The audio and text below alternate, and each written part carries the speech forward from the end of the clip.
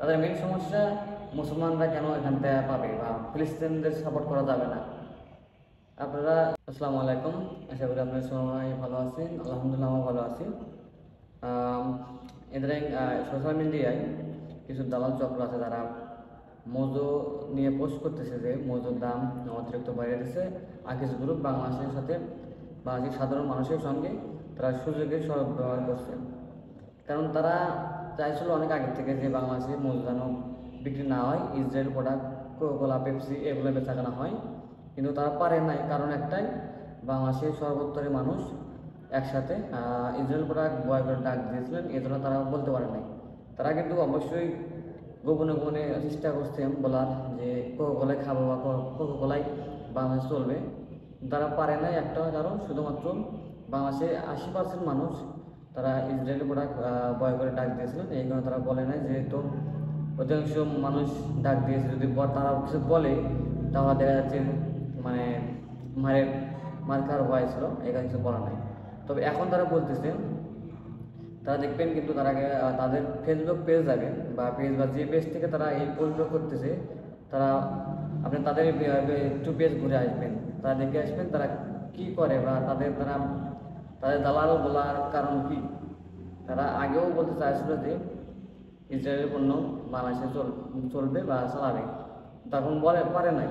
তো এখন তারা বলতেছে যে ইসরায়েলের পণ্য বাংলাদেশে চলাবে, মানে কোকা-কোলা বা স্প্রাইট, পেপসি এগুলা খাওয়াই ভালো ছিল। তার নিচে যখন তারা কমেন্ট করবে, তারা কিন্তু একই জাতের মানুষ, একই লাইনের মানুষ, মানে দালাল চক্র মানুষ। আপনারা তারা আইডি চেক করে দেখবেন তারা কিন্তু কি করে বা কোন দল করে বা কার সাথে সংযুক্ত আছে, আপনারা তাদের আইডি ঘুরে আসলে বুঝতে পারবেন। দ্বিতীয় কথা, তারা ওই সময় কথা বলে না যে সময় রমজান মাসে তরমুজের দাম বৃদ্ধি করেছিল, খেজুরের দাম বৃদ্ধি হয়েছিল, চিনির দাম বৃদ্ধি হয়েছিল, তেলের দাম বৃদ্ধি হয়েছিল, তারা তখন কথা বলে নাই। কারণ তখন তারা কথা বললে তাদের মানে ওই একটা কথা আছে না, নাম বলে চাকরি যাবে, তার চাকরি থাকবে না, এরকম একটা বিষয়।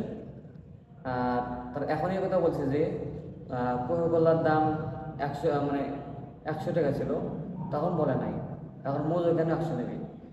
তারা কিন্তু এই কথা বলে না যে 2 লিটার মজুর দাম 100 টাকা, তারা এটাও বলে না। আর তারা শুধুমাত্র বলে যে মজুর দাম বেড়ে দিচ্ছে, মজুর দাম বেশি, কিন্তু এটা বলে না যে 2 কেজি মজুর দাম 2 লিটার মজুর দাম আপনার 100 টাকা, এটা বলে না। তারা এই যদি বলে 2 লিটার মজুর দাম মাত্র 100 টাকা, তাহলে তো আর মানুষ তাদেরকে মানে একটা করবে না, মানে তাদের মানুষের সাপোর্ট পাবে না।